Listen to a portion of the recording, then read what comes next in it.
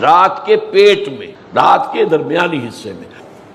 تہجد اصل میں جسے کہتے ہیں وہ نہیں ہے کہ جو عام طور پر لوگ فجر سے کچھ دیر پہلے جاگ گئے اذان سے اور جلدی سے 8 نفل پڑھ لیے، یہ تہجد نہیں ہے۔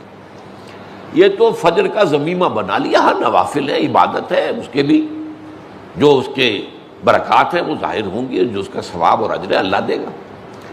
لیکن اصل میں جسے تہجد کہا جاتا ہے وہ رات کو سو کر پھر اٹھنا، نیند کو توڑ کر، اور پھر سو جانا اور پھر اٹھنا فجر کے لیے۔ جوف کہتے ہیں پیٹ کو، کسی شے کے جوف اللیل، رات کے بطن میں، رات کے درمیان میں، یعنی نصف رات گزر جائے اس وقت سے انسان جو ہے وہ نماز پڑھے، اور پھر ثلث رہ جائے تو پھر جاگ جائے، پھر سو جائے، اور پھر اس کے بعد اٹھے فجر کے لیے اور سنتیں پڑھے اور آئے مسجد کے اندر۔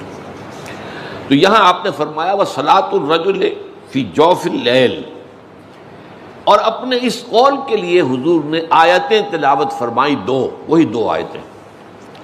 یہاں یہ سورہ سجدہ کی آیت نمبر 16 اور 17 ہیں۔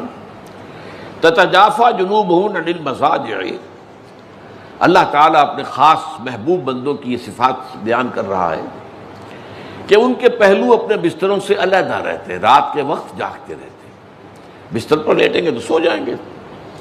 تتجافا جنوبہم عن المضاجع یدعون ربہم خوفا وطمعا، وہ اس وقت اپنے رب کو پکارتے ہیں، دعائیں کرتے ہیں، خوف کے ساتھ بھی، اس کے مواخذے کا خوف، اس کے عذاب کا خوف، اس کی باز پرس کا خوف، اس کی ناراضی کا خوف، جہنم کا خوف، و طمعاً، اور طمع کس کی؟ اللہ راضی ہو جائے، اللہ کے اجر و ثواب کی بھی طمع ہو، لیکن سب سے بڑی طمع کیا ہے؟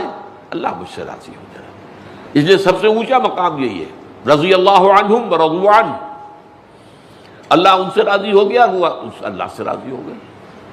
یہ باہمی رضا ہے، بندہ اپنے رب سے راضی رہے، وہ ہے کہ تسلیم و رضا، جو بھی دنیا میں آ رہا ہے اس پر شکوہ، اللہ کا شکوہ زبان پر نہ لائے۔